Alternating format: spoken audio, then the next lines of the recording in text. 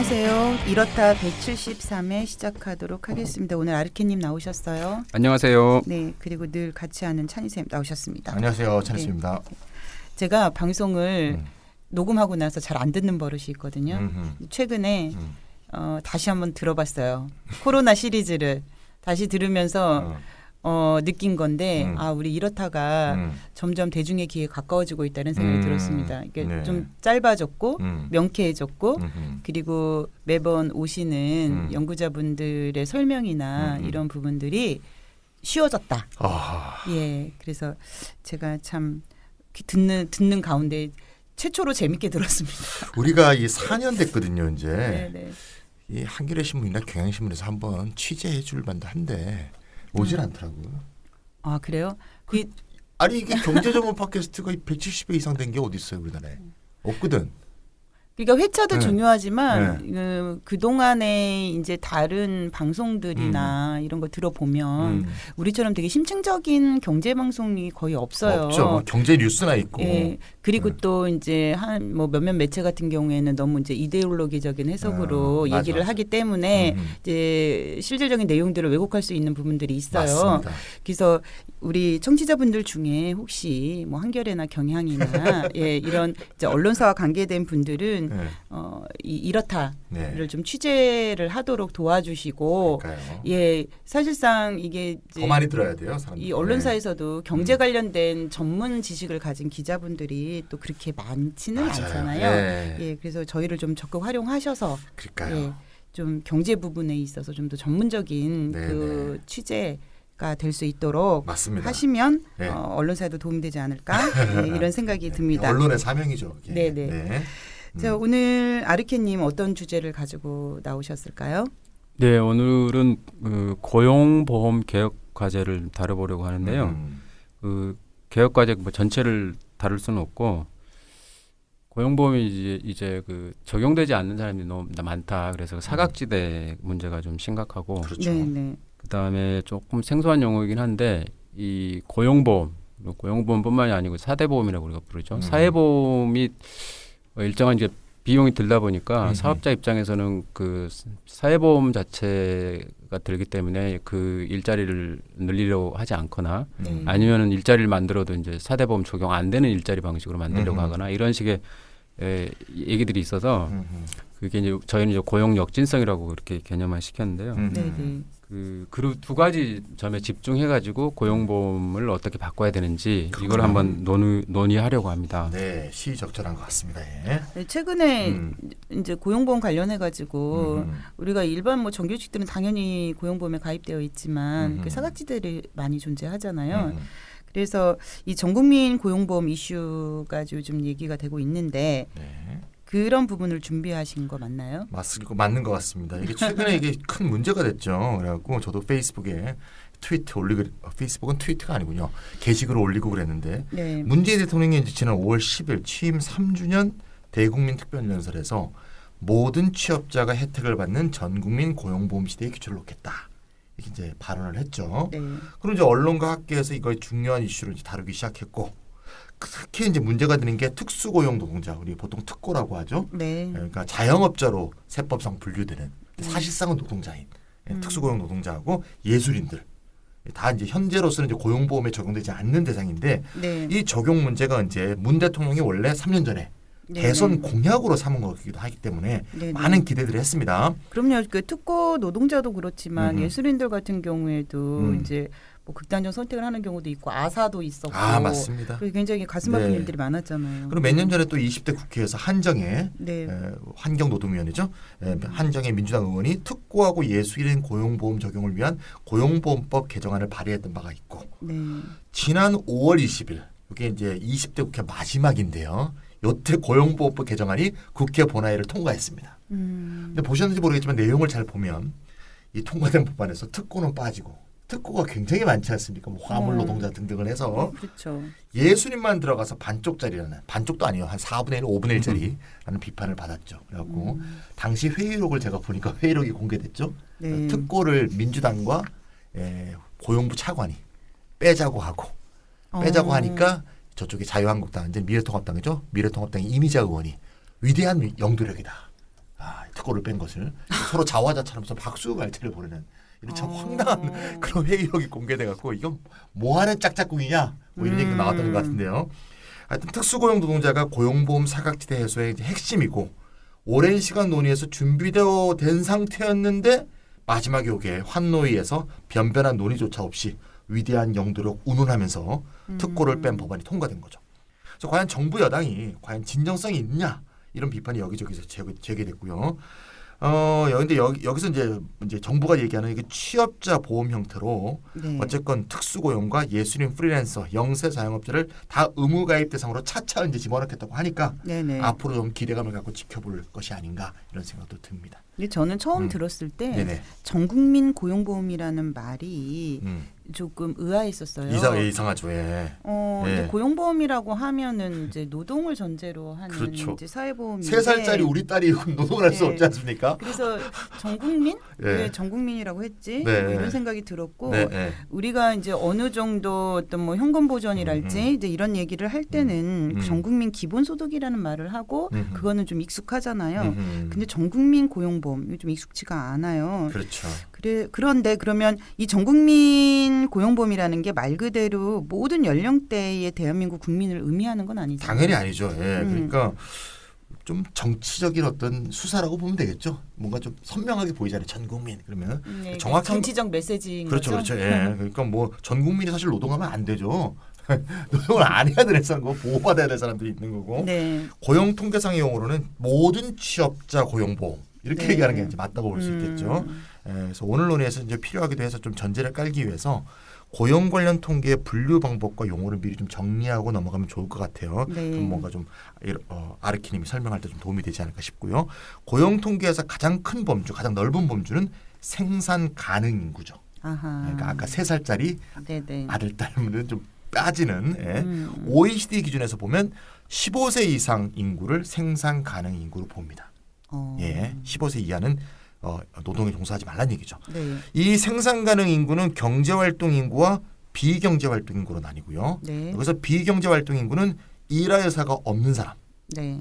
또는 일할 능력이 없는 자 이렇게 정의가 되고 예를 들면 가정주부라든가 학생, 고령 노인 이런 부분이 다 비경제활동 인구로 이제 분류가 됩니다. 네.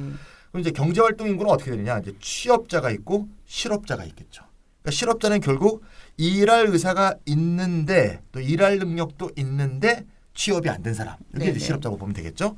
취업자는 수입을 목적으로 일주에 1시간 이상 일한 자 이렇게 볼 수 있고요. 취업자는 다시 비임금 근로자와 임금 근로자가 있겠죠. 비임금 근로자 중에서 대표적인 게 이제 자영업자. 다음에 무급 가족 종사자. 우리 아들이 우리 식당에서 일하는데 돈을 안 줬다. 네. 뭐 이런 거 이렇게 전부 비임금 근로자에 해당되겠고요. 그래서 정리를 하면 취업자는 수입을 목적으로 조사 대상 전주에 1시간 이상 일한 자로 정의되는데 결국 전국민 고용보험이란 말은 이런 취업자 대부분이 고용보험 제도에 적용되는 그런 상태를 만들자 이런 얘기라고 이해하시면 되겠습니다. 명쾌하네요. 저희 실업 관련된 통계를 볼 때 헷갈리는 부분들이 되게 많아요. 뭐 경제활동 뭐고 비경제활동 뭐고 그런데 이런 부분들을 설명을 참 잘해 주셨는데 이런 걸 학교에서 배워야 되는데 그렇죠? 근데 이거를 이렇게 차인쌤처럼 명쾌하게 학교에서 경제 교육을 너무 안 시켜 진짜. 경제뿐이에요. 네. 노동교육은 안 노동교육도 되고, 안 예, 시키고. 노동권에 대한 교육도 안 되죠. 뭐 페미니즘 교육도 안 되죠. 네. 정말 살아가면서 꼭 필요한 교육들은 그렇죠. 안 되는 거 맞잖아요. 맞습니다. 네. 지금 오늘 고용보험제도 개혁 과제 중에서요 사각지대 그리고 고용 역진성 해소에 집중하겠다고 하셨는데 아르키님 아까 말씀하셨죠 처음에서 다른 개혁 과제는 뭐 안 다루실 건가요? 예, 오늘 맥락에서 그러니까 네. 전국민 고용보험이 이슈가 된 맥락에서 중요한 쟁점을 제가 두 가지로만 잡았기 때문입니다. 네네. 그래서 그 고용보험에서 역시 제일 중요한 문제는 실업급여가 얼마만큼 관대하냐.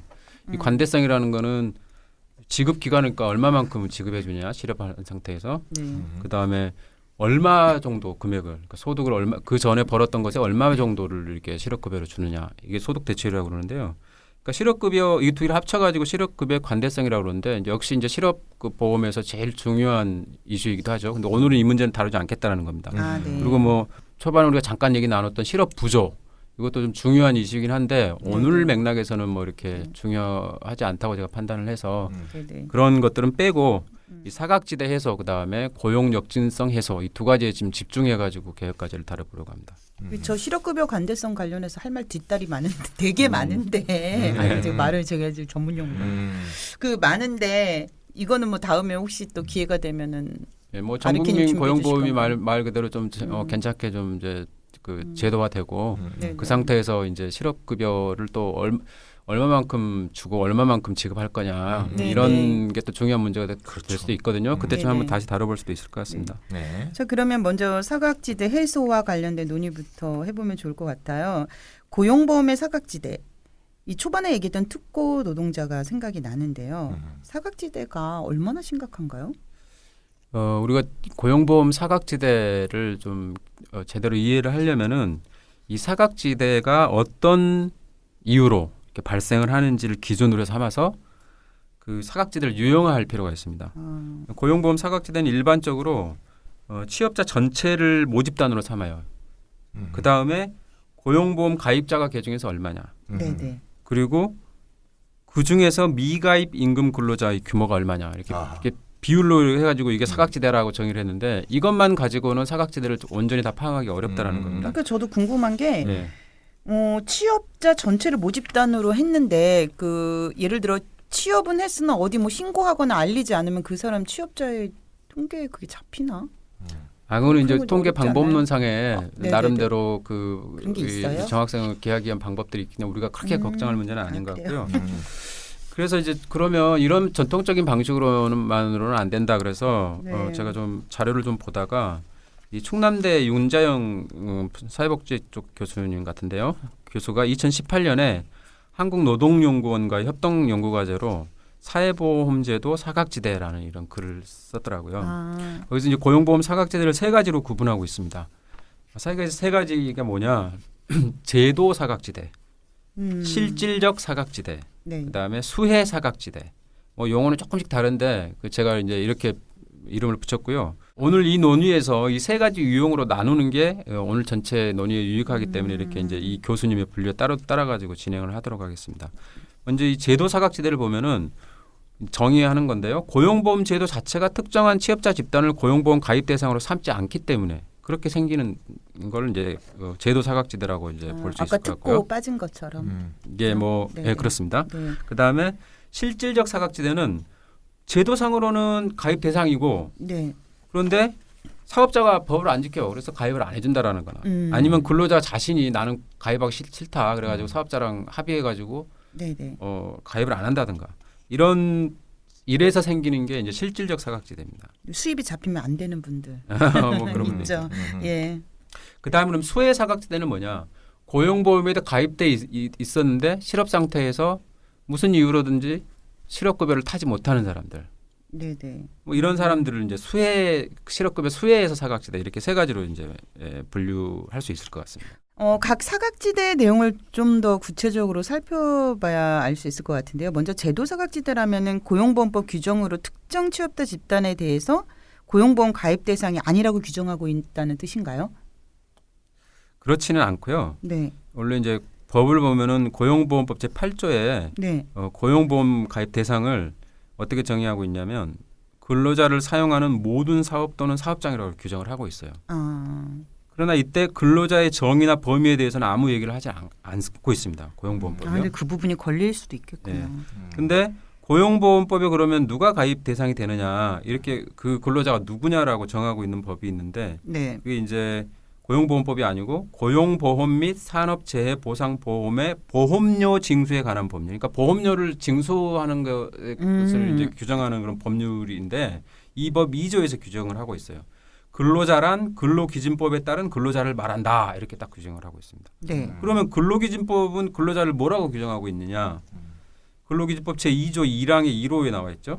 근로자란 직업의 종류와 관계없이 임금을 목적으로 네. 사업이나 사업장에 근로를 제공하는 사람 이렇게 정의를 하고 있습니다. 음. 여기서 임금을 목적으로라는 말이 중요하죠. 자영업자는 임금을 목적으로 일하는 게 아니잖아요. 네네. 그러니까 비임금 근로자로 분류되는 겁니다. 그래서 고용보험의 의무가입 대상이 아니게 되는 거죠. 이제 이런 체계로 이제 구성이 돼 있다라는 겁니다. 그 제도 사각지대에 속하는 이들이 누군지 정리돼야 명확히 이해가 될 것 같아요. 그러니까 어떤 직업이나 직종에 속하는 이들이 제도 사각지대에 들어 있는지 이게 좀 궁금하거든요. 예. 먼저 제도 사각지대를 보면 공무원과 교원 등 이분들은 이제 등 해가지고 특수직역 연금 가입자라고 그러거든요. 특수직역? 예, 특수직역 연금 가입자. 아, 말도 어렵다. 그러게요. 그러니까 우리가 생각하면 공무원하고 교원이라고 선생님이라고 생각하시면 될 것 같습니다. 이분들은 이제 고용보험 가입 대상 직업군이 아니고요. 이들은 네. 고용이 보장된 직업이기 때문에 아하. 네네. 실업급여 혜택을 누릴 수가 필요까지 있느냐 뭐 그렇구나. 이런 취지에서 이제 빠져 있는 거고요. 자기가 거의 해고될 일이 없으니까. 아니 그리고 해고된다 하더라도 연금이 그다음에 바로 나오는 거 아니에요? 끝나고 나면? 그 연금하고 아닌가? 또 취업급여는 또 다른 문제인데. 어, 예, 그러니까 연금하고는 다른 텐데. 문제인데 네, 네. 직업의 안정성 때문에 이제 네. 뺀 것 같고 뭐 아마 다른 나라도 뭐 이런 사례들 좀 있을 수도 그렇죠. 있고 그래서 아, 이거는 그래요? 지금은 심각한 문제는 아닌 것 같고요. 네네. 그 다음에 또 뭐가 있냐? 5인 미만의 농립업 종사자. 아하. 그러니까 농업, 임업, 어업 쪽의 분야에서 일하는 사업체인데 거기에 고용돼 있는 사람이 5인 미만이에요. 아, 그러면 또 고용보험 가입 안 한다라는 거죠. 그렇군요. 그다음에 간의 고용활동 종사자가 있습니다. 지금 65세 이상 신규 취업 고령자 분들이 이제 일할 만큼 다 일했다라고 이제 65세가 원래 또 정년이잖아요. 네. 그래서 이제 일단 빠져 있고요. 그다음에 초단시간 근로자. 초단시간은 이제 규정상으로 주 15시간 미만에 일하는 사람들인데 이 사람들 이제 대상으로 공식적으로 빠져 있는 겁니다. 그 다음 이제 중요한 게 특수 형태 고용 종사자 우리가 얘기했죠. 네. 이분들도 이제 고용보험 가입 대상자가 아니에요. 그렇죠. 이렇게 이제 법 제도에 의해서 고용보험 적용이 안 되는 이들의 비중이 취업자 대비해서 36.5% 정도 됩니다. 되게 그럼 제도 사각지대 있는 분들 이렇게 많아요? 예, 굉장히 많다고 보죠. 근데 이제 임금 근로자만을 기준으로 하면 한 13.5% 정도가 이렇게 들어가 있습니다. 이들 중에서 이제 아까 얘기했지만 공무원과 교원은 고용이 안정된 직장이라고 이제 일반적으로 인식되기 때문에 아직까지 크게 이제 이분들이 그 고용보험 가입 안 된 것이 사회적 이슈가 된 적은 없습니다. 네네. 근데 나머지 직업군들은 실업하고 이 소득 상실이 좀 심각한 문제 있는 분들이라서 왜 이 그러니까요. 사람들은 고용보험 가입 안 되냐 오래 전부터 이런 문제들이 좀 지적돼 왔었죠. 그러니까요. 그 아까 그 우리가 근로기준법의 근로자 규정이 임금을 목적으로 이건 아까 아르키님 강조하셨잖아요. 그러니까 자영업자는 임금을 목적으로 활동하지 않기 때문에 자영업자는 자신의 사업 소득을 목적으로 활동하기 때문에 그래서 기본적으로 이제 근로자에서 빠지죠. 근데 이제 고용보험에서는 명확히 제도적 사각지대는 아니에요. 제도 안에는 들어와 있어요. 무슨 말인가 하면 현재 자영업자는 임의 가입이 되거든요. 네네. 그러니까 지금 아시다시피 이제 근로자는 회사에도 일부 내주고 자기가 일부 내서 그래서 고용보험 보험료를 내잖아요. 네네. 근데 이제 자영업자는 자기가 다 내면 돼. 자기가 다 내서 자기가 고용보험료를 다 내면 고용보험에 임의 가입할 수 있는데 그래도 장사 안 되는데 이건 못 내죠. 에이씨, 뭐 장사 안 되면 그냥 굶어 죽지 이렇게 생각하지 지금 당장 못 내잖아요. 그러니까 네네. 실제로 가입률이 0.4%밖에 안 돼요. 자영업자가. 되게 적다. 그러니까 임의 가입 형태로 제도 안에 넣어놨는데 네네. 사실상 이건 제도 바깥에 있는 거나 다를 바 없는 거죠. 그래서 또 이제 아까 얘기했던 이제 무급가족 종사자, 뭐 배우자라든가 네, 자식이라든가 네네. 이런 식으로 해서 일하는 경우는 이건 임의 가입도 안 돼요. 이게 좀 문제가 심각하고 그래서 이제 제도적 사각지대는 아닌데 내용상으로는 제도적 사각지대니까 자영업자 또 무급가족 종사자 이것도 다 사각지대 일종이다 이렇게 이제 얘기하고 넘어가야 하는 게 옳다고 봅니다. 예. 그러니까 제도적 사각지대에서 고용이 이제 비교적 안정적인 공무원이나 교원 같은 경우는 별도로 치더라도 네네. 나머지 집단에 대해서는 고용보험 비가입자들의 고용보험 확대 적용이 개선 과제가 될 수 있을 거다 그렇죠, 이런 생각이 그렇죠. 좀 꼭 들어요. 해야 되죠. 예.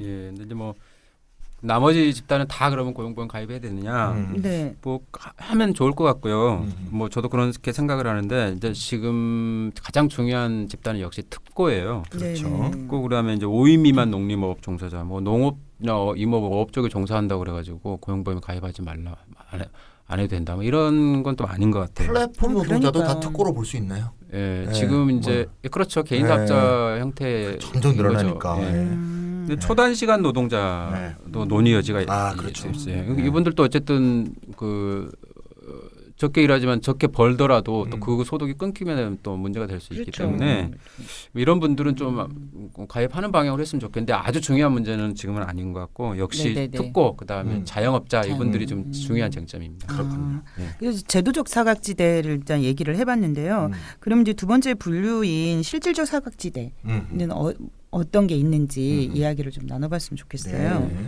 실질적 사각지대는 이제 고용보험 당연 가입 대상인데 어떤 여하한 이유로 고용보험에 가입하지 않아서 생기는 사각지대예요.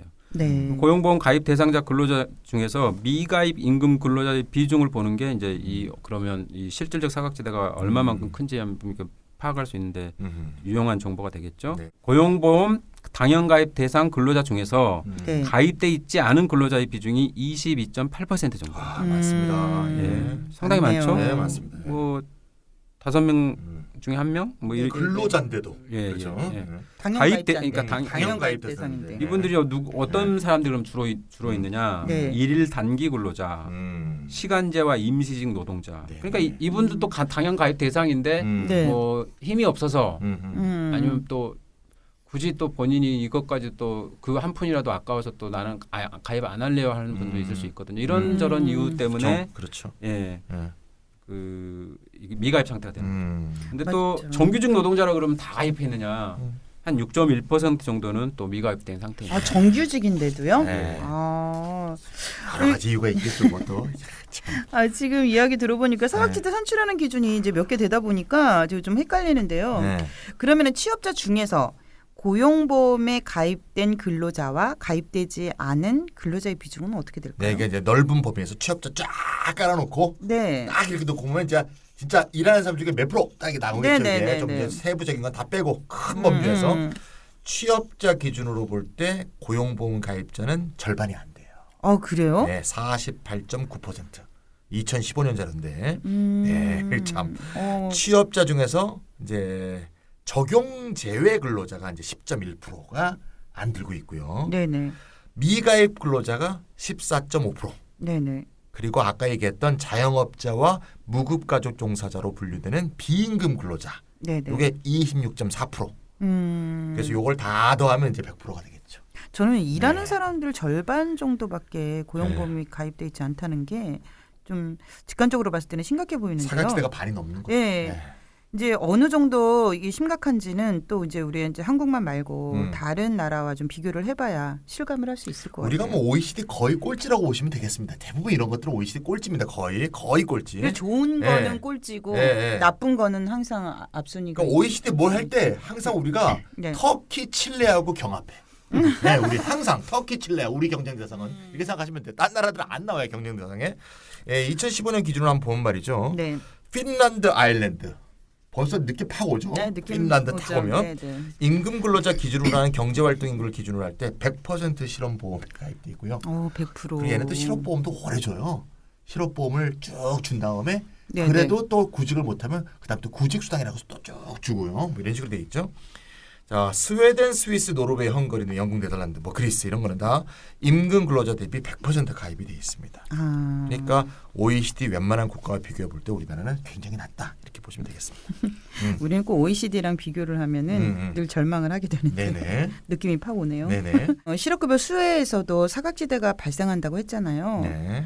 저도 한 가지 이유는 좀 짐작이 가는데 음. 실업급여 받으려면 자발적으로 이직한 경우가 아니어야 되잖아요. 그렇죠. 그래서 보통 이제 회사에서 이제 자발적으로 퇴직한다 그럴 때 그냥 해고 네. 이미 해고로 이렇게 해주죠. 해주죠. 네, 이렇게 해주는 서로를, 문화가 좀 있죠. 서로를 그렇게 해줘. 뭐 네네. 딱히 뭐한 거 아니면 무슨 네네네. 그렇죠? 예, 그런 식으로 하죠. 그래서 다시 말해서 이제 구직 급여 수급 요건에 자발적 이직이 아닐 것 이렇게 규정하고 있는 거죠. 네. 이런 게 이제 선의의 탈법들을 자꾸 만들어내는 거죠, 사실은. 그렇죠. 제도가 잘못돼 있으니까 사람들이 선의의 탈법을 하게 만드는 겁니다, 진짜 어이도 없이.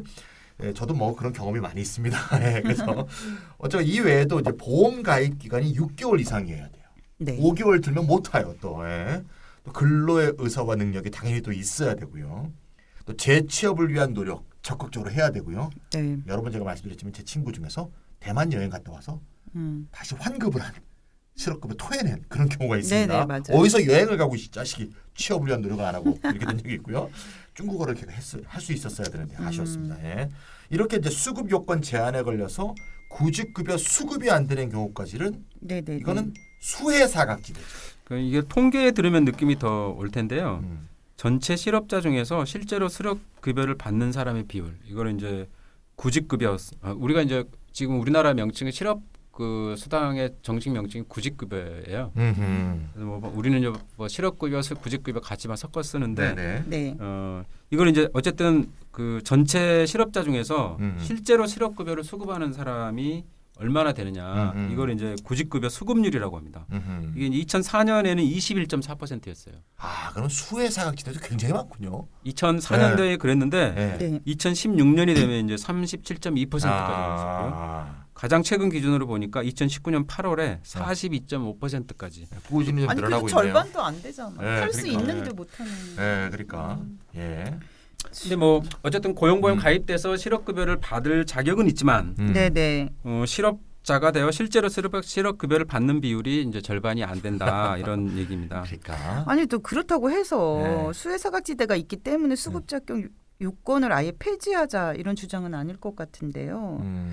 어느 정도는 그런 요건이 좀 합리적일 수밖에 없지 않을까요? 그러니까 어떤 그 뭐 사회보험뿐이 아니라 어떤 법적인 규정도 사실 요건은 사실 있는 거죠. 요건이 네네. 이것도 이제 수급 요건이 있어야 되는 거고 물론 수급 요건이 얼마나 까다로운가 얼마나 관대한가 이런 차이는 있겠지만 어느 정도 요건은 좀 갖추어져야 된다 이런 생각이 들고요. 불가피하다는 얘기죠. 예, 불가피한 게 있는데 항목별로 좀 볼 필요가 있을 것 같아요. 예를 들면 구직 활동 요건. 네. 요건 어떠냐? 네. 한국에서 그렇게 좀 엄격하진 않아요. 그래서 이거는 큰 문제가 안 됩니다. 네. 사실 저도 실업급여 받을 당시에 지금은 그게 없어진 것 같은데 명함을 몇 장, 2장 이상 이렇게 명함을 제출하면 돼요. 그러니까 예, 맞아요. 명함 몇 개 따가면 예전엔 되죠. 그리고 예. 지금은 아마 컴퓨터에 뭐 입력하는 걸로 알고 네. 있어요. 예, 뭐 지원했다라는 뭐 그렇죠. 서류 맞아. 뭐 네네네. 입증 정도 맞습니다. 정도 내는 걸로 맞아요. 알고 뭐 있습니다. 영국도 저번에 무슨 영화 보니까 사인 받고 그러더라고요. 돌아다니면서 사인만 받아오면 되더라고요. 어쨌건 이건 큰 문제는 아닌데 자발적 이직 요건 요건 좀 논의가 좀 필요하다. 왜 그런가 하면 말이죠. 네. 요즘은 갈수록 이제 좋은 일자리가 별로 없잖아요. 네, 네. 좋은 일자리가 갈수록 없다는 얘기는 기업의 힘이 점점점 강해진다는 얘기죠.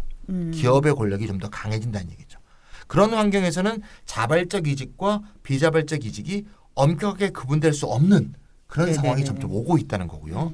기업의 인사권자들이 해고라는 법적인 형식을 밟지 않더라도 또 교묘하게 괴롭히는 방식으로 자발적으로 관두게 할 수도 있는 방법이거든요. 네네네. 사람들이 착한 고용주만 있는 게 아니니까. 아니 그러기도 네. 하고 사실 노동자 입장에서 일을 하다가 정말 이 일은 나랑 맞지 않는다. 맞습니다. 이거 그만둘 수밖에 없는 상황들도 꽤 네. 많아요. 네. 근데 그만둘 수 없는 거지. 실업급여 네. 받을 수가 없어. 그러니까 임금이 안 생긴다는 게 실업급여의 조건이 돼야 되는 거지. 네네네. 임금이 안 생긴 이유가 뭐니 자꾸 이렇게 따진다는 게 사실 요건이 그렇죠. 안 맞죠 사실. 맞아요. 네. 예, 중요한 말씀들을 해주셨고요. 네. 물론 뭐 자발적 이직을 하더라도 우리나라도 수급 자격이 제한되지 않는 정당한 이직 사유를 그 고용보호법 시행 규칙에서 여러 개 좀 규정을 하고는 있어요. 근데 이제 이게 충분하지 않다라는 거죠. 네. 네. 이 직장 내 인사권자와 근로자의 비대칭적인 권력관계, 갈수록 이제 권력관계가 근로자보다는 그 기업 쪽으로 옮겨가고 있는 상태잖아요. 네. 또는 이제 도저히 일할 수 없는 환경이에요. 근무 환경 자체가.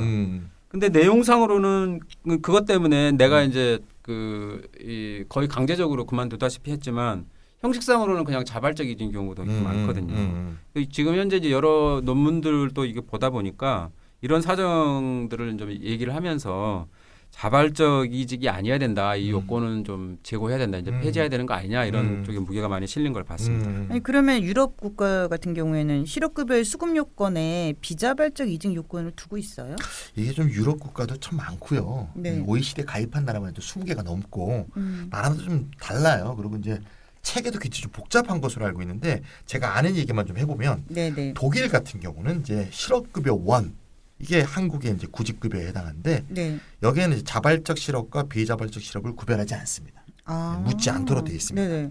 그리고 이제 프랑스 같은 경우는 그런 게 좀 규정이 있었는데 2018년도에 법을 제정해서 실업급여 수급 조건에 이직 사유는 묻지 않는 것으로 한다 이렇게 돼 있으니까 제가 아는 한에서는 프랑스와 독일에서는 이 두 개를 구별하지 않는다. 이걸 좀 기억해 주시면 좋을 것 같습니다. 독일, 프랑스는 이직 사유를 묻지 않는군요. 네네. 부럽다. 우리도 그랬으면 좋겠네. 네네, 그래야죠. 예. 자, 그러면 지금까지 고용보험의 사각지대에 대한 이야기를 나눠봤는데요.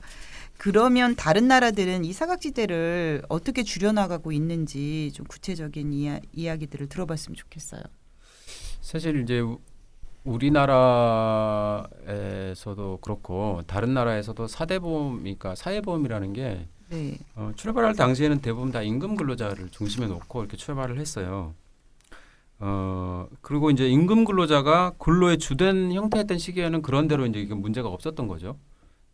근데 고용보험만이 아니라 사회보험 일반의 사각지대라는 게 기본적으로 이 산업노동이라는 이런 균일한 노동이 여러 형태의 비임금 이런 불안정 노동으로 이렇게 분화하면서 이렇게 생긴 문제거든요. 따라서 고용보험 사각지대를 해소하려는 노력이 꼭 고용보험만 그 사각지대만 해소하려는 게 아니라 사회보험 전체 사각지대를 해소하는 노력. 더 나아가면은 노동권이 무력화되니까 노동권의 사각지대를 해소하려는 시도 안에 같이 자리 잡고 있는 겁니다.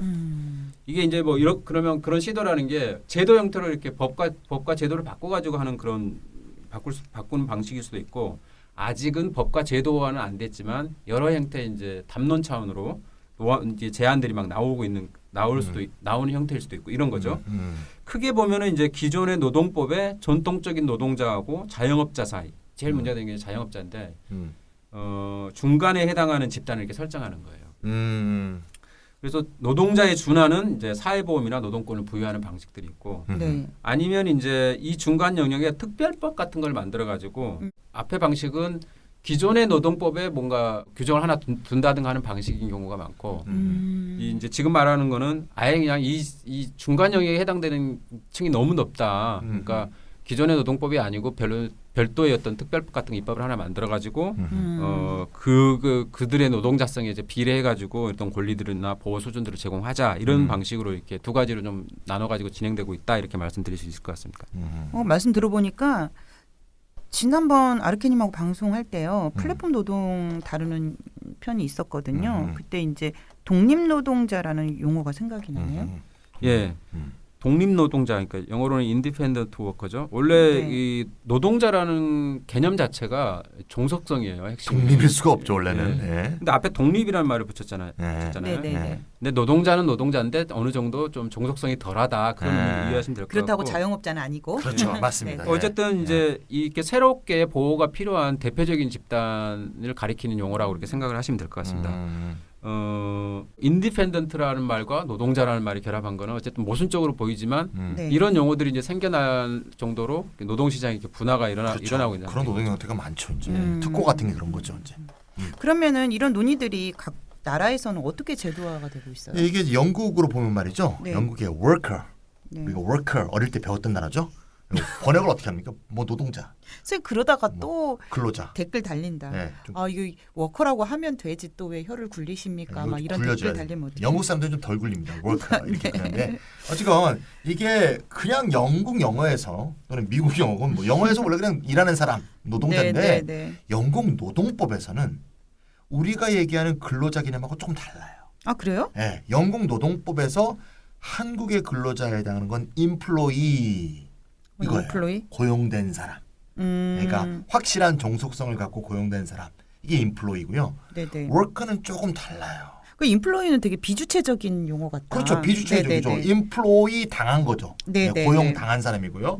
그 반대 개념은 이제 self-employed죠. self-employed는 자영업자거든요. 네네. 요건 이제 독립성을 갖고 있는 거고 노동자성이 없는 거죠. 그럼 요거하고 요거에 이제 중간에 놓인 게 워커라고 보시면 돼요. 아하. 우리가 지금 얘기하는 뭐 특고라든가 지금 얘기하고 있는 이 대상. 네네네. 1996년에 제정된 영국의 고용권리법 230조 제3항에 워커에 대한 법적 정의가 있는데 이렇게 돼 있어요. 계약의 상대방에게 직접 용역 또는 서비스를 수행하기로 약정하는 명시적이거나 묵시적인 기타의 계약을 체결했거나 네. 이러한 계약에 따라 노무를 제공하는 자. 그래서 한국말로 굳이 번역하면 노무 제공자 계약에 따른 노무 제공자 네네네. 이걸 이제 워커라고 법률적으로 적용하고 있다 이렇게 보시면 되겠고요. 그러니까 전혀 종속성이 없는 건 아닌데 네. 일정한 종속 관계는 있고 그런 상태에서 근로자로서의 지위와 요건은 그런데 충족이 안 되는 인플로이는 안 되는데 어느 정도의 종속성은 있는 네네. 자영업자는 아닌 이런 종속적 자영업자다. 저 이런 얘기 나면 지입차 같은 거 생각나. 뭐 그런 거죠. 그런 거라고 볼 수 있죠. 네. 근데 이제 영국의 노동법에 따르면 이 워커한테도 상당한 노동권을 줍니다. 최저임금법, 연금제도, 네네. 뭐 유급 연차 휴가, 네. 최소 휴식 시간 이런 것이 다 적용되고 출산 휴가, 이런 게 적용되는군요. 육아휴직은 이제 안 줘요. 네. 근데 하여튼 많은 것들을 이제 주고요. 네, 이런 네. 식으로 해서 상당한 권리를 보장하려고 이제 노력을 하고 있고요. 이제 우리가 지금 얘기하고 있는 이제 실업급여와 관련된 조항은 이제 워커한테는 어떻게 해당되느냐? 기본적으로 국민보험에 일정 기간 가입된 사람이면 워커건, 인플로이건 누구나 네네. 실업급여를 받을 수 있게 이렇게 돼 있습니다. 그래서 결국 영국에서는 전형적인 임금 근로자인 인플로이, 네. 노무 제공자인 워커, 네. 그다음에 자영업자인 셀프 인플로이드 이게 모두 국민보험에 가입돼 있다면 다 실업급여를 받을 수 있다. 이런 방향으로는 최소한 바꿔줘야 되는 거 아니냐 이런 생각이 듭니다. 아 그러네요. 네네. 저는 이제 영국 워커에 상응하는 그 독일 개념을 소개하고 싶은데요. 이제 유사 근로자예요. 아 유사 근로자. 네. 네. 독일 단체 협약법 이제 제 12조에 나와 있는데 이렇게 유사 근로자를 이렇게 정의하고 있습니다. 경제적으로 종속되어 근로자와 비교해 사회적 보호를 할 필요가 있는 자로서 고용계약 또는 도급계약에 기해 타인을 위해 활동하며 자신의 노무를 주로 1인 또는 하나의 집단을 위해 제공하고 그로 인한 보수가 자신의 총수입의 평균 50% 이상을 차지하는 자 이렇게 좀 굉장히 잘 돼 있네요. 정의하고 있습니다. 네네네. 근데 구체적으로 좀 구체적으로 네. 잘 돼 있네. 그러니까 음. 어떤 일정한 종속성을 가지고 일하는데 이 사람이 완벽하게 하나의 직장에서만 일하는 게 아닐 수도 있거든요. 네네. 그런 경우에는 그런 경우가 많죠. 저 같은 네. 경우도 그렇죠. 예, 그러니까 자기 수입의 어쨌든 평균 네네. 50% 이상이면은 이렇게 이 유사 근로자로 보는 겁니다. 그런 사람 같은 경우는요. 그래서 이 사람들한테는 단체 협약 체결권, 이거 이제 노동자한테 주어지는 권리죠. 최저임금, 휴가권, 안전, 보건, 성차별 금지, 뭐 이런 노동법적 보호가 적용이 되는 겁니다. 좋다. 근데 유사 근로자 개념은 노동법적인 권리 보호의 수준을 정하기 위한 것이고 실업보험의 의무 가입 대상자는 유사 근로자 개념이 등장하기 이전부터 임금 근로자가 아니라 취업자 개념을 썼었어요. 그러니까 취업자는 실업보험에 가입돼 있다라는 겁니다. 실업보험뿐만이 아니고 사회보험 모두 근로자라는 개념 대신에 취업자라는 용어를 쓰고 있어요. 독일은요. 따라서 유사 근로자도 어쨌든 실업보험 의무 가입 대상이고 실업급 혜택을 누린다 이렇게 결론을 내릴 수 있습니다. 그러니까 실업보험은 너무 당연하고 예. 그 다음에 다음 단계까지도 뭐 휴가랄지 뭐 이런 부분들이 다 보장이 된다는 얘기 아니에요. 성차별 안전 보건 이거 마음에 드네요. 네. 이런 것까지. 네. 자 그러면은 더 사례를 들 만한 나라가 있을까요? 이탈리아만 간략하게 얘기할 텐데요. 네. 이탈리아에서 2015년에 제정된 디스콜이라는 거 우리나라로 이제 부르는 건데 법안 명칭을 우리나라 말로 이렇게 해석을 해보니까 조율된 협력 관계 하에 노무 제공자를 위한 실업수당 이런 법이더라고요. 아이고. 이런 디스콜 법이 이제 여기서 보면 준종속 노동자, 종속 완전히 종속은 아니고 준종속 노동자라는 게 있다. 네네. 준연동 생각나네. 갑자기. 그리고 또 다른 범주로서 독립 노동자 우리가 아까 얘기했던 인디펜던트 워커 개념을 이제 법제화했어요. 그리고 2017년에 제정된 독립노동자 보호법 이게 만들어지는데 네. 여기서 이제 독립노동자에게 고용보험을 포함한 사회보장 혜택을 제공하는 것을 규정하고 있습니다. 주로 플랫폼 노동자가 여기에 들어가 있을 것 같네요. 이탈리아에서는. 예, 플랫폼 노동자뿐만이 아니고 이제 뭐 우리나라에서 말하는 트랜슬레이터. 특고 뭐 네. 이런 것들이 또 많이 겹치겠죠. 네네. 다른 나라들 사례를 들어보니까 음. 뭐 영국에서는 노무 제공자나 독일의 유사 근로자 이런 비슷한 개념이 우리나라에서는 특수 형태의 근로 종사자인 것 같아요. 그렇죠. 우리가 계속 특고 얘기는 하고 있는데 줄여서 얘기를 하고 있는데요. 음. 그들의 지위가 유럽 국가들보다 좀 너무 취약한 거 아닌가? 네. 뭐 이런 생각이 좀 들어요. 네, 항상 제가 특고 얘기 나오면 그 네네. 영화 옥자 얘기 나오는데 네. 동물 해방연들을 추적하던 트럭 노동자가 자꾸 추적하라 그러니까 열받아갖고 에이씨 4대 보험도 없는데 내가 이거 왜 이렇게 열심히 일해야 돼? 그러면서 문 열고 나가죠. 네네네네. 예. 그러니까 그게 이제 특고인데요. 화물연대 노동자들이 다 이제 특고죠. 특고가 세무상으로는 다 개인 사업자 아닙니까? 네. 이게 이제 문제인 거죠. 그래서 개인 사업자의 사업은 근로가 아니다. 넌 사업을 한 거다. 그래갖고 노동권도 인정이 안 되고 실업보험 가입도 안 되고 이런 지금 상황이 지금 계속 놓여왔던 거죠. 굉장히 오래된 거죠 이게. 근데 우리나라가 이제 특고라는 게 이제 개념적으로 이제 정립된 이유는 사실 산재보험 때문이거든요. 우리 4대 보험 중에 하나가 산재보험이죠. 그렇죠. 산업재해보장보호법 제125조에 따르면 네. 특수형태 근로종사자에 대한 특례 규정이 이제 생겼거든요. 아. 그것도 참 오래 싸워갖고 이게 잘 된 건데 특고를 어떻게 규정하고 있냐면 계약의 형식과 관계없이 근로자와 유사하게 노무를 제공함에도 근로기준법 등이 적용되지 아니하며 네. 업무상의 재해로부터 보호할 필요가 있는 사람 이렇게 정의해서 산업재해보장보험법에는 해당할 수 있게 한 거죠. 아, 산재는 해당이 되는 네, 거예요. 그래서 4대 고용보험 보험 안 중에서 돼도? 네, 산재보험만 직장 네네. 가입할 수 있도록 길을 터준 거죠. 근데 이제 이것도 이제 다 터준 건 아니고요. 당시 네. 그때 크게 문제가 됐던 뭐 그때 뭐 우리 빨간펜 기억나죠? 재능교육 네, 그때 네, 투쟁 네, 같은 네. 거. 네. 그래서 국외업종 종속성이 강하게 인정되는 국외업종의 특고 보험 설계사라든가 네, 네. 학습지 교사라든가 이런 경우에만 된 거지 모든 특고가 또 다 되는 것도 아니에요. 그래서 우리나라 라이더 같은 사람들이 안 됐잖아요. 이게 또 이런 문제가 있고요.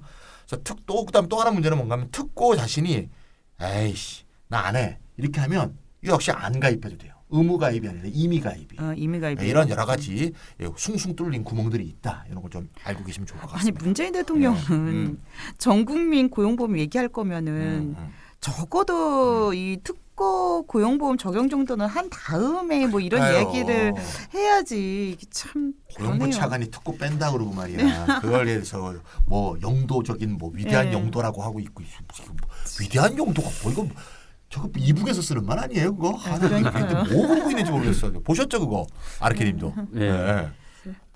근데 위에서 아까 우리가 지금 살펴봤잖아요. 다른 네. 나라들은 어떻게 하고 있는지. 그러니까 특고는 이 고용보험 적용하냐 마냐 이런 지역적인 문제예요, 사실은. 근데 진짜 본질적인 문제는 노동자성을 인정하면 되는 거거든요. 그렇죠. 노동자성을 인정하면은 그게 이제 4대 보험 같은 경우는 이게 쑥 풀리게 돼 있습니다. 그럼요. 그렇죠. 그럼 네. 125조. 예, 그게 이거는 이제 그냥 폐기해도 되는 거잖아요. 그렇죠, 그렇죠. 좀 네. 근본적이고 네. 포괄적인 대책인 거죠. 이게 네. 이제 노무현 대통령 공약이기도 했고 아 그랬어요? 문재인 대통령 공약이기도 했어요. 근데 아직까지도 안 되고 있는 겁니다. 노동자성 인정하는 문제. ILO 그 가입하는 문제가 다 연결돼 있는 건데, 그 다른 나라 사례 보면 위에서 아까 살펴봤잖아요. 고용보험 뭐 특고 고용보험 적용 이런 거는 아주 지역 말단적인 문제고요. 근본적인 대책은 노동자성 인정입니다. 노동자성을 인정하면 뭐 4대 보험 문제는 자연스럽게 해결되는 문제인 그렇죠. 거죠. 네. 근데 이게 노동자성 인정하겠다 예전에 이거 노무현 전 대통령이 공약이기도 했고 그다음에 이번 문재인 대통령이 공약이기도 해요. 근데 이게 안 되고 있는 상태입니다. 우리 공약은 좀 지키고 삽시다. 아 네. 진짜 제 말이. 공약이 공약을 하지 말든가. 그러니까 이게- 공약이 되면 안 되지. 어쨌든 네. 이제 다른 나라 상황이나 논의 수준을 보면 최소한 특고 고용보험 보험 적용은 어떤 형태로든 뭐 저는 이번 국회에서 이제 처리될 수밖에 없지 않느냐. 여당이 177석인데 뜻만 있으면 하는 거 아닙니까? 이것도 안 하면서 네. 전국민 고용보험이라는 얘기를 꺼냈다는 것은 거의 기만에 가깝다는 얘기라고 생각할 수밖에 없고요. 그래서 뭐 된다고 보는데 되겠죠? 예. 네. 저는 이제 특고보다는 좀 더 어려운 문제가 자영업자 문제 같아요. 아 그래요? 왜요?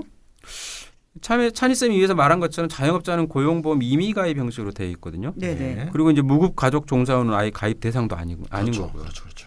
고용보험 의무 가입이 되려면은 자영업자 가족이 스스로 고용보험료를 부담해야 되는 거예요. 헉. 네. 예, 물론 뭐 아주 고용보험료가 아주 비싼 건 아니지만은 그래도 어쨌든 뭐 세금 더 낸다는 그런 느낌을 갖는 거예요. 그래서 배우자 것도 이제, 내고 자식 것도 내고 그러면 네. 국가에 엄청나게 내게 되죠. 예. 또 다른 문제는 오늘 고용 역진성 해소 부분에서 좀 더 다룰 텐데 고용보험료를 현재처럼 그 사람하고 매개해가지고 사람 인당 이 네네네. 숫자하고 매개해가지고 부과하는 게 아니고 소득을 기준으로 부과해야 된다는 게 주장이 나오고 그건 있어요. 맞습니다. 예. 이런 방식으로 된다 그러면은 자영업자의 소득 파악이 또 문제가 될 수 있거든요. 아 그럴 수 그래서 있겠네. 여기서도 네. 이제 이런 저항 문제가 또 생길 수 있습니다. 노동자들이 좀 또 불만을 갖는 거죠. 아니 네. 자영업자는 엄청 또 저항할 네. 수도 있을 노동자들은 것 우리는 같은데. 투명지갑이야 이러면서 사실 뭐 네, 얘기 많이 하죠. 소득보험으로 방식으로 안 바뀐다고 하더라도 네. 어쨌든 지금도 그 우리 근로자들도 낼 때도 그 사람의 급여 수준에 따라 가지고 조금 이렇게 차등을 두고 있는 거잖아요. 네네, 상한가 그렇긴 두고. 하죠. 예. 네. 그래서 어쨌든 소득 파악하는 문제가 도 있고 그래서 자영업자 문제가 조금 더 심각하다 특보보다 이렇게 생각하고 있습니다. 그럼 다른 나라 사정은 어때요? 위에서 핀란드 아일랜드 얘기했잖아요. 네. 경제활동 인구 전체가 가입 대상인 거죠. 실업보험에요. 당연히 여기 자영업자도 포함되는 거고요. 그러니까 OECD 상당수 국가들이 전면적이든 부분적이든 간에 자영업자를 이제 실업보험 체계로 편입한 상태입니다. 그렇죠. 최근 사례로는 이제 프랑스가 인상적인데 마크롱 정부죠. 마크롱. 예, 우리가 뭐 신자유주의 정부라고 욕하지만 또 좀 자기들이 신자유주의 어떤 개혁을 추구하기 위해서 필요한 또 어떤 개혁 조치는 또 취하거든요. 그래서 2018년에 이 마크롱 정부가 직업의 미래를 선택할 자유를 위한 2018년 9월 15일의 법률, 뭐 프랑스의 법률 명칭이 대충 이런 식으로 정해지는 것 같습니다. 법률 날짜까지 아니 근데 되게 시적이네요. 네. 이걸 제정을 했어요. 네. 그래서 자영업자를 실업보험 체계 안에 이제 편입을 했습니다. 다른 나라보다 좀 더 늦게 한 거라고 볼 수도 있는데 어쨌든 자영업자까지 포함시킨 거죠. 네. 여기에서 자영업자가 이게 포함되는 범위를 한번 볼 필요가 있는데 우리가 아는 일반적인 뭐 자영업자들 뭐 식당도 하시고 뭐 미용실도 하시고 이런 분들 말고도 자유업 종사자라고 해서 보건, 뭐 법률, 엔지니어링 등 이렇게 전문적 지식 뭐 때로는 이제 면허 이런 것 필요한 사람들 그다음에 이런 업종에 종사하는 사람들도 이렇게 포함시켰고요. 자영업 분류가 뭐 모호한 직종이라 하는 사람들도 좀 들어갔고 또 보험 판매인 우리나라 치면 대표적인 특고죠. 보험 판매인. 그다음에 급여를 받지 않는 대리점주. 우리나라 치면 이제 가맹사업법 안에서 들어가지고 대표적인 또 가맹비 내고 자영업자인데 이런 사람들 포함합니다. 그리고 예술가, 그다음에 기타 비임금 근로자 뭐 이렇게 해가지고 하여튼 포괄적으로 많이 들어가 있다라는 거예요. 그렇군요. 근데 한 가지 좀 재밌는 거는 예술가는 아닌데 네. 다른 일반적인 자영업자 같은 경우는 배우자까지도 실업보험 가입 대상으로 집어넣어놨어요. 그러니까 그 배우자가 뭐 거기서 일을 하고 있는지 안 하는지가 중요한 게 아니고 네네. 그냥 그 배우자도 실업보험 가입 배우자 따라가지고 갈 수 있다라는 겁니다. 그 다음에 그래도 또 요건은 있어요. 그러니까 다 뭐 무조건은 그런 게 아니고 자영업이 파산 또는 회생 절차에 들어갈 것이라는 요건이 있어요. 그러니까 순전히 나 이제 자영업 그만할래 적성이 안 맞고 문 닫어 막 이래서 해준다는 건 아니죠. 취미상으로 삼아가지고 문 닫고 뭐 자기 인생 그렇죠. 경로 때문에 받는 것까지는 실업급여 주지는 않겠다는 급여를 겁니다. 받으려고 위장 해산하고 그러면 안 되겠죠. 그렇죠. 회사가 안 돼서 그렇게 해야 되겠죠. 근데 어쨌건 자영업이 파산하면 파트너 모두가 경제적 곤란에 처하는 거니까 실업급여 대상으로 다 이렇게 해놓는다 이런 얘기가 뭐 좋은 것 같습니다. 네. 어쨌거나 저희 아르케님 얘기 들어보니까 어쨌거나 문재인 대통령은 전국민 고용보험 제도를 실현하겠다라고 했고 충분히 이게 참고할 만한 자료가 될 수 있을 것 같아요. 자 그러면은 지금까지 나눈 얘기를 종합을 해서 고용보험 사각지대를 해소하기 위해 꼭 필요한 정책 요소들이 무엇인지 정리를 한 다음 논의 주제로 넘어갔으면 좋겠어요. 예, 이제 위에서 우리가 얘기하면서 대충 나왔는데 한번 정리만 하고 넘어가겠습니다. 네. 이게 이제 유형별로 좀 이렇게 나눠가지고 얘기를 했잖아요. 우리가 사각지대를. 그래서 네. 그 유형별로 맞는 또 정책 대안들이 좀 필요하거든요. 그래서 그렇게 정리를 해볼 텐데 첫째, 제도적 사각지대에서 가장 문제가 짙다는 이제 특고예요. 네. 그리고 임의 가입으로 인해 실제로 가입률이 극도로 낮은 자영업자 이 두 집단이 가장 문제가 되는데 그 다음에 또 자영업자 안에서도 이제 아예 가입도 못하게 만들어놓은 무급 가족 종사자 이거죠. 이분들한테 꼭 고용보험이 적용돼야 된다는 거죠. 또 우리나라 같이 자영업자들이 굉장히 많은 나라에서는 특별히 필요하죠. 그러니까 자영업자의 경우는 임의 가입이 아니고 원칙적 의무 가입으로 하고 꼭 뭐 불가피하게 임의 가입에 취해야 될 어떤 영역이 있다 그러면 그 아주 예외적으로만 인정해주는 방식으로 해서 사회보험 원래 원칙이 강제 가입이에요. 임의 가입을 하면 가입을 안 하는 경우가 많기 때문에 그렇죠. 의무 가입으로 원칙이 그건데 우리나라는 이제 좀 이런 다 임의 가입으로 막 허용해 주면서 그나마 제도 취지도 못 살리고 있는 상태인 거죠.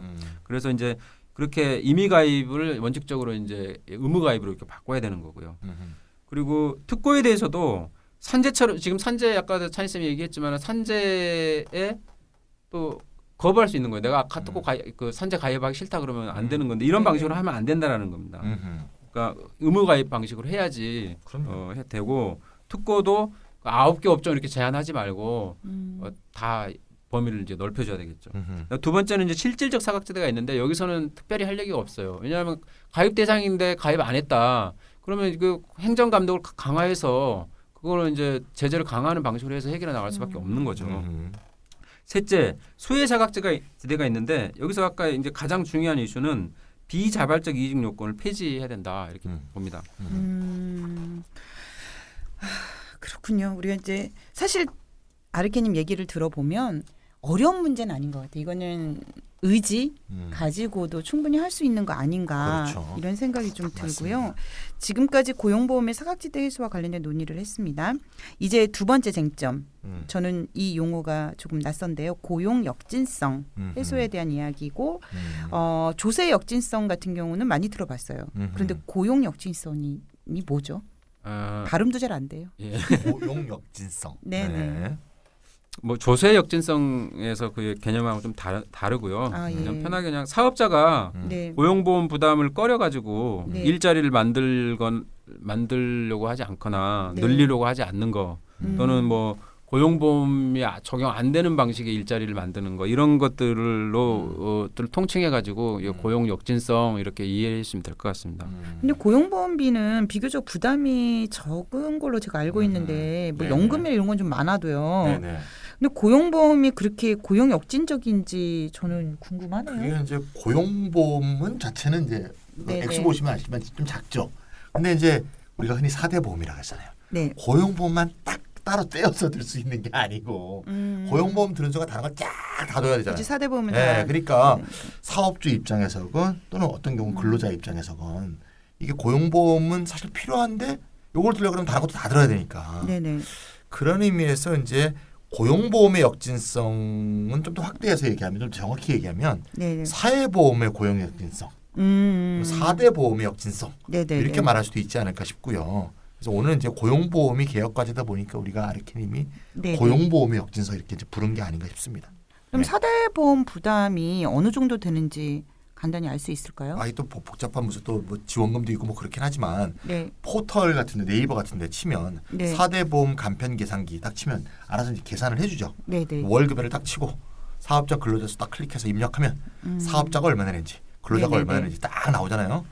보통은 이제 예를 들어서 근로자 수가 이제 150인 미만이고 네. 월급여가 이제 300에서 400 정도에 미친다 이렇게 본다면 네. 사업자가 보통 한 4대 보험을 다 합쳐서 한 9% 정도 내외에서 부담하는 거로 나오고요. 네. 근로자는 그보다 조금 덜 내죠. 예, 살짝.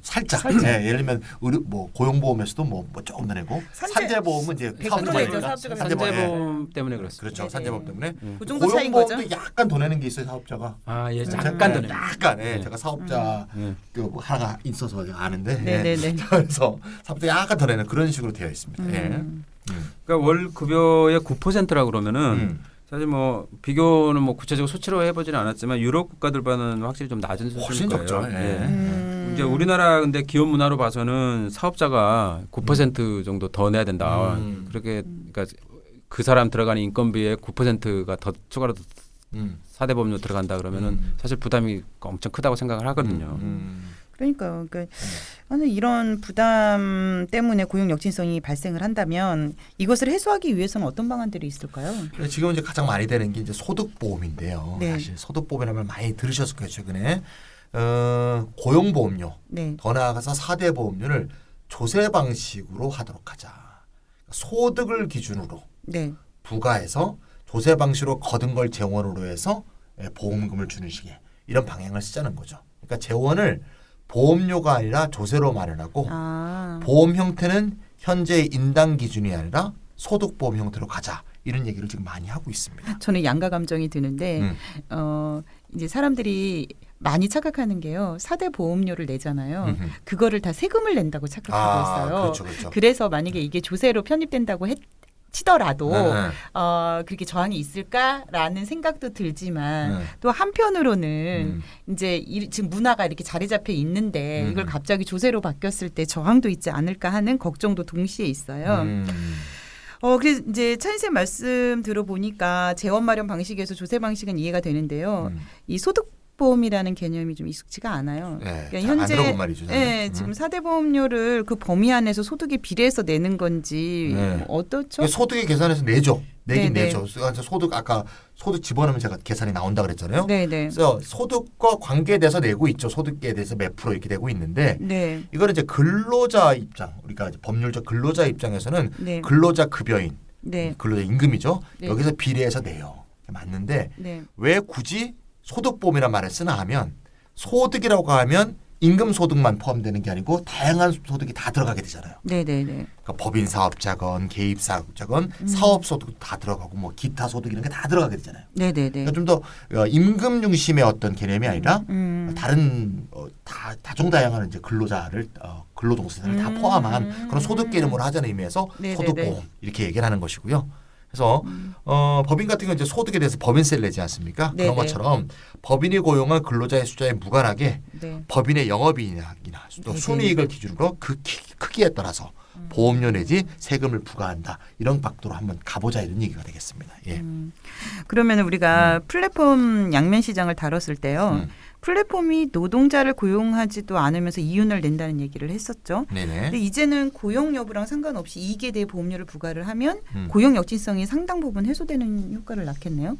예, 지금 이제 소득보험 얘기를 했는데 소득보험 방식이 고용 역진성 해소에 도움이 된다. 네. 이게 바로 그런 이게 정확한 예를 들어주신 거예요. 음. 그러니까 고용하고 관계없이 돈을 버는 기업이 있어요. 대표적인 이제 플랫폼 기업 같은 거 그렇잖아요. 예, 뭐. 그러니까요. 그러면 이 사람들은 보험료를 낼 때, 하여튼 뭐 세금을 내든 보험 낼 때, 하여튼 실업보험에 들어가는 실업급여 지급하는 데 네네네. 들어가는 재원을 부담을 하게 만드는 게 사람에 대해서 내는 게 아니고 네네.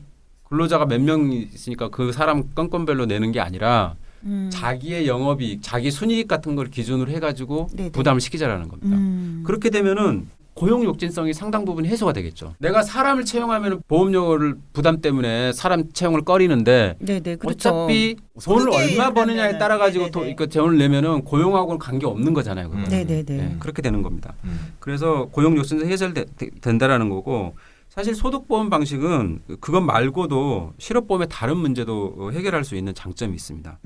이게 이제 어떤 문제냐면 이중 수급권과 부분 실업권 부여 문제인데요. 네. 유럽의 일부 국가들은 두 개의 일자리에서 각각 가입한 실업보험에 대해 두 개의 일자리 모두에서 실업급여 그러니까 수급권을 인정하거나 뭐 그런 경우도 많잖아요. 노동이 아까 막 그러니까 투잡 뛰고 뭐 이런 사람도 많이 네네네네. 생기기 때문에 이쪽 여기서 고용보험 가입한 사람이 저 다른 직장에서 가입할 수도 있다라는 거예요. 그걸 또 허용해 주는 그러면 경우도 이중 있고요. 수급이 가능한 거네요. 그러니까 그게 이제 그 이중 수급권을 부급하는 나라도 있고 또 네네네. 부분 실업권이라는 게 있어요. 그러니까 주업하고 부업이 있는데 네. 뭐 사실 뭐 거의 반반이라고 하면 또 어떨고 한 3분의 1 정도 수입 그 상실을 하더라도 그 이 당사자한테 굉장히 큰 문제잖아요. 그럴 경우에도 다른 일자리 있지만은 네네. 하나의 일자리 잃었을 때 거기에 대해서 또 실업급여 수급권을 인정해주는 이게 이제 부분 실업권인데 만약에 소득보험 방식으로 하게 되면은 네네. 이런 문제까지 해결할 수 있는 좋은 환경이 된다라는 거예요. 그런 장점이 있습니다. 좋다. 조세 방식을 통한 재원 마련과 소득보험 형태로의 전환. 다른 나라들은 또 어떤가요? 현재 이제 스웨덴하고 덴마크 등 일부 왠지 스웨덴, 덴마크, 막 핀란드 이렇게 나오면 예. 또 되게 좋겠구나 하는 기대감이 이제. 예. 뭐 스웨덴하고 덴마크는 네. 지금 처음 나옵니다. 네. 오늘 얘기에서는요. 네. 아까 핀란드하고 어디 네. 나왔죠? 아일랜드요. 아일랜드. 네. 현재 이제 스웨덴하고 덴마크 등 일부 네. 북유럽 국가들이 이렇게 조세 방식, 그 소득보험 방식으로 이제 채택하고 있어요. 사회보장세 형태의 이제 목적세를 부과하는 게, 그러니까 사회보험료가 아니고 목적 세금을 부과하는 거죠. 네. 그리고 부족한 재정은 또 일반 회계 재정에서 이제 가져와서 쓰는 거고요.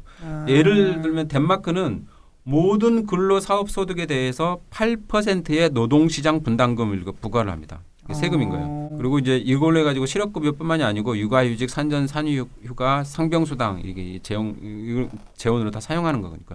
그러니까 근로자 인당 뭐 세금을 부과하는 게 아니고 기업에 대해서는 기업이 왜 소득에 대해서 부과하는 거예요. 그리고 그 부과는 보험료 방식이 아니라 조세 방식인 겁니다. 그러면은 노동자가 이 일부를 부담 안 해도 되는 거네요. 우리가 이제 우리 사회보험 가입할 때, 우리 고용보험 할 때 노동자분 뭐 그 기업분 이렇게 나눠서 같이 합쳐서 보험료를 내잖아요. 그러니까 같이 내죠. 그러니까 그 비율까지는 제가 여기서 말씀 못 드리겠는데 네네네. 근로자가 임금을 받으면 근로자 소득에서 일정 부분을 내는 거고 아, 내긴 내는 예, 거예요. 기업도 그 근로자의 인당 그러니까 사람이 많은 인건비를 얼마 네네네네. 들었냐 이걸 기준으로 하는 게 아니고 네네네. 자기 소득을 기준으로 소득 낸다는 기준으로 거예요. 해서 낸다. 법인도 소득이 네네네. 있으니까. 네네네. 법인세 소득 기준으로 법인 해가지고 소득 기준으로 해서 낸다는 거죠. 낸다는 네. 겁니다. 하지만 부담할 때 기업이 100% 부담하는 건 아니고 네네. 예, 그것을 이제 노동자에게도 좀 부담하도록 예, 하긴 근데 한다. 뭐 여담이라 하지만 네네. 실업급여를 네네. 그러니까 우리나라는 지금 이제 거의 반반씩 부담하잖아요. 네네, 그렇죠. 약간 더 사업자가 조금 더 많은 걸로 알고 있는데 외국 같은 경우는 사업자가 훨씬 더 많이 내거나 네. 아니면 사업자만 내거나 이런 경우도 많이 있어요. 아, 예. 근데 여기서는 이제 그 얘기를 한 건 아니고요. 네네. 똑같이 그게 갑자기 궁금해져. 똑같이 이제 10명을 고용하고 있는 회사다. 네네. 그러면 이제 지금 같은 방식은 노동자의 월급에 이제 사실 비례해서 네네. 기업이 내는 것은 이 기업이나 이 기업이나 비슷하잖아요. 그 사람이 이 기업은 돈을 많이 벌 수 있고 네네. 이 기업은 돈을 많이 못 벌 수 있는데 똑같이 10명을 고용하고 있을 때 그 뭐 돈을 잘 못 버는 기업 입장에서 굉장히 부담이 큰 거죠. 그렇죠. 자꾸 누락을 시키려는 그런 문제가 생기죠. 네네. 그래서 이제 소득보험 방식으로 하면 고용보험 사각지대 해소에 큰 도움이 될 거라. 네네. 네, 실제로.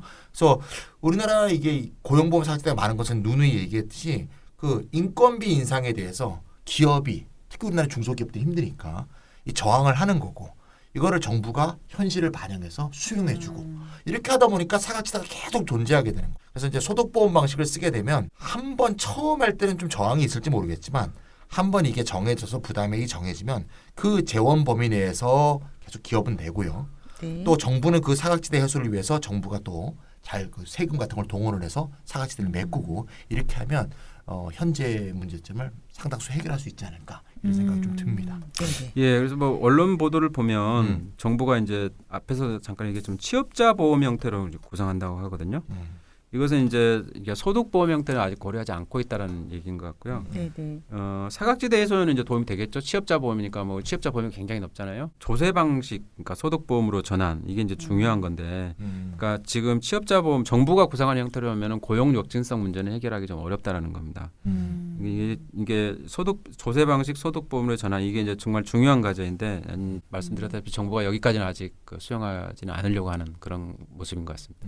정부 관료들이 모르지는 않을 텐데요. 다른 나라들도 이런 사례들이 충분히 있고 할 지금은 텐데. 이제 한국 고용노동은 정부 국책연구기관이죠. 네네. 거기서 열심히 주장하고 있어요. 소득보험 방식이 예. 필요하다. 근데 받아들여지지 않을 뿐. 예, 이제 뭐 예. 취업자 보험 형태로 이제 이건 뭐 공식화된 정보는 아니고 언론이 네네. 취재해가지고 이제 한 건데 취업자 보험 형태라는 게 이게 범위를 얘기하는 거지.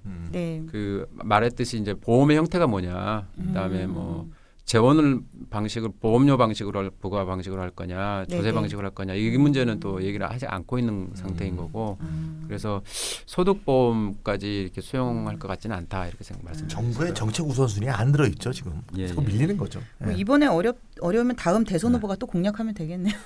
이 부분을. 공약은 늘 나와요. 예, 표가 달려 있으니까. 지금 말씀 들어보니까 이 조세 방식의 소득보험이라는 게 정말 합리적이지 않나 이런 생각이 들고요. 저는 꼭 그런 방식으로 나갔으면 좋겠어요. 네네. 그런데 제가 마지막으로 이런 얘기를 좀 해보고 싶은데 우리가 이제 이렇다 방송을 하면서 주구장창 이제 기본소득 에 대한 이야기를 하고 있어요. 주구장창 약간 예. 부정적 표현인데. 아 예. 주구장창이 아니라 줄곧, 지속적으로 줄곧. 줄곧, 네. 예, 기본소득이 줄곧, 네. 기본소득에 대한 이야기를 하고 있는데요. 네. 이제 그런 거죠. 전국민 고용보험하고 음. 기본소득은 과연 어떤 관계가 될 것인가. 또 우리는 어떤 입장을 취해야 되지? 이제 이런 고민이 들어요. 기본소득 지급하면 실업에 따른 소득상실 문제도 어느 정도 해결되는 건 아니냐. 뭐 이런 게 맞는지 또 같이 가야 한다는 태도가 맞을지 이제 이런 이야기들을 나눠봐야 될 것 같은데요. 그래도 지금 이제 기본소득 운동을 계속 열심히 하고 계시는 찬희 쌤이 우리는 어떤 입장을 가져야 되지에 대해서 좀 한마디 해주시고 마무리하면 어떨까 싶어요. 네, 이게 뭐 저희가 뭐 자주 얘기하긴 하는데 네. 2016년 네. 서울에서 기본소득 대회가 세계 네. 대회가 열렸죠. 네, 네. 기본소득 지구 네트워크 대회. 거기서 이제 결의문이 그때 통과됐는데 벌써 4년이 흘렀네요. 기본소득이 도입됐을 때 기존의 사회보장이 축소되면 안 된다. 네.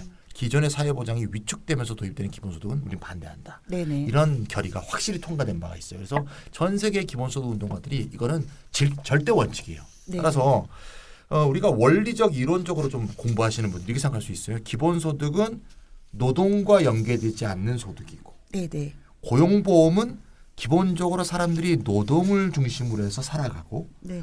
노동에 의한 임금 또는 수입을 상실했을 때 그걸 어떻게 보장할 것인가 하는 얘기니까 노동과 긴밀하게 연결되어 있는 어떤 스킴, 계획이라고 볼 수 있죠. 그래서 하나는 노동과 연계를 끊는 거고 네. 하나는 노동과 강력하게 연계되어 있는 거니까 이 두 개가 모순된 거 아니냐.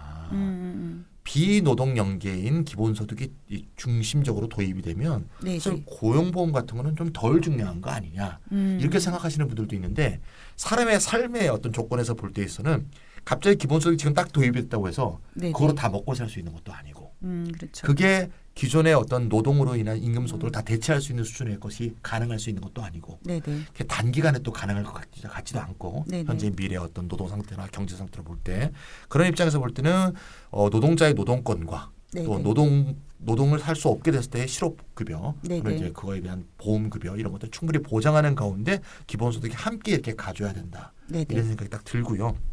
어느 순간 뭐 특정한 사회수당 같은 건 기본소득이 도입될 때 바로 해소될 수 있는 것도 있죠. 예를 들면 뭐 아동수당 같은 거 한국 같은 경우는 액수도 워낙 적고요. 네네. 전국민 기본소득이 딱 도입되면 아동수당 같은 건 바로 없어질 수 있을 거고 네네. 그다음에 뭐 노령연금, 예, 기초연금 같은 예. 것도 노령인 65세 이상 만의 기초연금 같은 것도 그 액수를 초과하는 기본소득이 제공된다면 당장 없어질 수가 있죠. 그렇죠. 하지만 전국민 고용보험 같은 것은 당장 없어질 수 있는 성격이 아니고 네네. 오히려 저희 기본소득 운동을 많이 하는 분들은 현재 상황에서는 오히려 사회보험의 부족한 측면들은 오히려 강화돼야 된다. 그래서 사회보험을 충분히 강화하는 가운데서 기본소득의 동태적 변화에 네네네. 파악을 해가면서 사대보험이라든가 이런 것들이 어떻게 조정돼야 될 것인가 좀 더 긴밀하게 정책적으로 연구돼야 되는 거지 이게 도입된다고 해서 이게 싹 없어진다 이렇게 생각하는 것은 굉장히 무턱대는 생각이다. 잘못된 생각이다 이렇게 네네네네. 얘기하고 싶습니다. 예. 이게 정책이라는 게 네네. 뭐 무엇이 도입됐다고 해서 뭘 하나 금방 폐기되고 뭐 이런 차원은 아니고 이렇게 이제 네네. 연속적으로 이렇게 맞물려 가면서 네. 이제 변화되는 상황인 것 같아요. 네네.